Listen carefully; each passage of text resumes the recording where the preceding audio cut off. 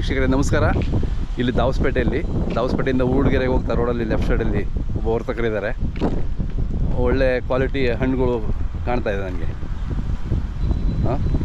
ನೀವು ನೋಡ್ತಾ ಇರ್ಬೋದು, ಒಳ್ಳೆ ಕ್ವಾಲಿಟಿ ಹಣ್ಣುಗಳಿದೆ, ಇಟ್ಕೊಂಡಿದ್ದಾರೆ. ಬನ್ನಿ ವರ್ತಕರನ್ನು ಮಾತಾಡಿಸಿ ಅವರ ಅನಿಸಿಕೆಯನ್ನು ತಿಳ್ಕೊಳ್ಳೋಣ.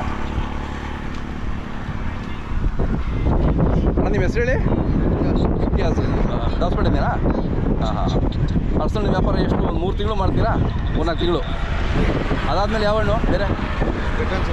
ಬೆಟರ್ಸ್ ಹಣ್ಣು. ಹಾಂ, ಸೀತಾಫಲ ಚೆನ್ನಾಗಿದೆ, ಒಳ್ಳೊಳ್ಳೆ ಹಣ್ಣಿದ್ದಾವೆ. ಹೇಳೋ ಲೋಕಲ್ಲ ಇಲ್ಲೇ. ಎಷ್ಟು ಮರದವು ಇವು? 4-5 ಮರದವು. ಚೆನ್ನಾಗಿದೆ.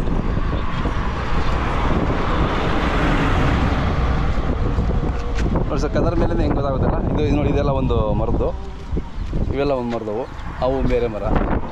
ಶೇಪಲ್ಲೇ ಗೊತ್ತಾಗ್ಬಿಡುತ್ತೆ. ಇದೆಲ್ಲ ಒಂದು ಮರದ, ಇದು ಶೇಪಲ್ಲೇ ಗೊತ್ತಾಗ್ಬಿಡುತ್ತೆ.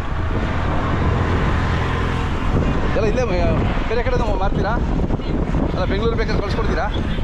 ಎಲ್ಲ ಇಲ್ಲೇ ಲೋಕಲಲ್ಲೇ ಇಲ್ಲೇ ಹೋಗ್ಬಿಡುತ್ತೆ. ಕೊಯ್ದು ಮಾರ್ತೀರಾ ಅಥವಾ ಹೆಂಗೆ? ಹಂಗೆ ಉಂಡೆ. ಹಾಂ. ಏನು ರೇಟ್ ಇದಾವಣ್ಣ ಒಂದೊಂದು? 100, 70, 80. ಹಾಂ. 100 ರೂಪಾಯಿ, 80 ರೂಪಾಯಿ, 80 ರೂಪಾಯಿ ಹಿಂಗೆಲ್ಲ ಇರುತ್ತೆ ಸೈಜ್ ಮೇಲೆ.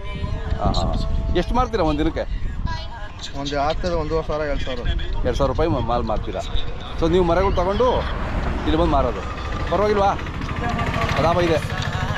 ಅಂದರೆ ಕಷ್ಟ ಇದೆ ನಿಮಗೂ, ಅವೆಲ್ಲ ಇಳಿಸ್ಬೇಕು, ತರಬೇಕು, ಇಲ್ಲಿ ಬೆಳಗ್ಗೆ ಸಂಜೆವರೆಗೆ ಕೂತ್ಕೋಬೇಕು ಅಲ್ಲ? ಕಷ್ಟ ಇಲ್ಲ.